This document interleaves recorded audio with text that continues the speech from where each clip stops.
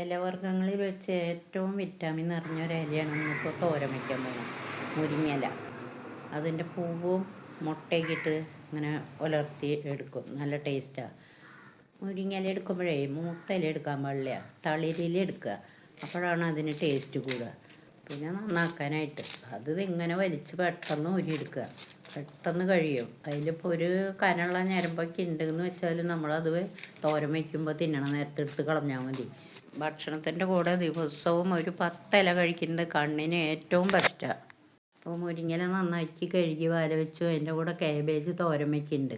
ഈ പച്ചമുളകും സവാളയും നാളികേരം ഈ 2 തോരനിലും ചേർക്കാനുള്ളതാണ്. ചീനച്ചട്ടി വെച്ചു, വെളിച്ചെണ്ണ ഒഴിച്ച് കടുക് ഇട്ടു. കടുക് പൊട്ടിക്കഴിയുമ്പോൾ 2 മിളക് ഇടുക. അത് കഴിഞ്ഞ് നമ്മുടെ ഈ അരിഞ്ഞ് വെച്ച സാധനങ്ങളൊക്കെ ഒന്ന് വഴറ്റിയെടുക്കുക. അപ്പോൾ വഴറ്റി കഴിയുമ്പോൾ നമ്മൾ വേറൊരു പാത്രത്തിലേക്ക് അതിൽ നിന്ന് പകുതി മാറ്റിയെടുക്കും കാബേജിലേക്ക്.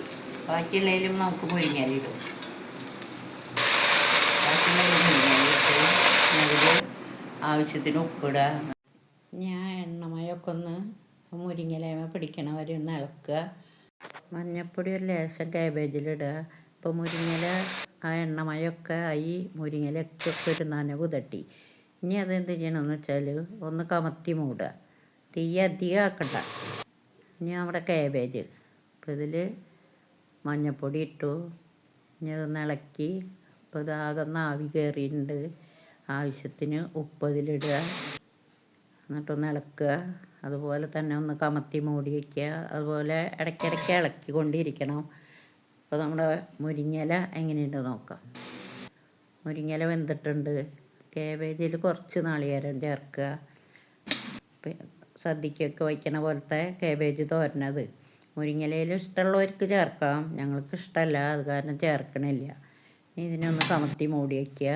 ഇടയ്ക്കൊന്ന് ഇളക്കിക്കൊണ്ടിരിക്കണം കേട്ടോ. വെള്ളമില്ലാത്ത കാരണം കൊണ്ട് അടി കരിയും. ഇപ്പോൾ കാബേജ് തോരനും വെന്തു. മുരിങ്ങയില ഞാൻ ഓഫാക്കി. മുരിങ്ങയിലയും വെന്തു.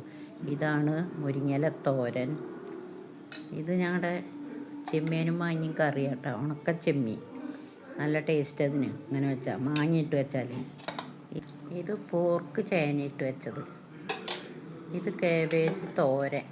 നമ്മളെല്ലാവരും വെക്കണത് തന്നെയാണ് ഈ കാബേജ് തോരൻ. ഇത് വീട്ടിലുണ്ടാക്കിയ കടുമാങ്ങ അച്ചാർ. ഇത് റേഷൻ്റെ വെള്ളരിച്ചോറ്. ചക്കക്കുരു മെഴുക്ക് വരട്ടി. പിന്നെ ഇത് ചക്ക മെഴുക്ക് വരട്ടി. ഇത് സോഫ്റ്റ് ഇഡ്ഡലി. റേഷൻ്റെ വെള്ളരി പച്ചിരിയും, നല്ല സോഫ്റ്റ് ഇഡ്ഡലി. റേഷൻ്റെ വെള്ളരിയും പച്ചിരിയും പിന്നെ ഇഡ്ഡലിയും കൂടിയത്. പിന്നെ പുതിന ചട്നി, വെള്ള ചട്നി, മുളക് ഉള്ളി ചമ്മന്തി, ഗ്രീൻ പീസ് കറി.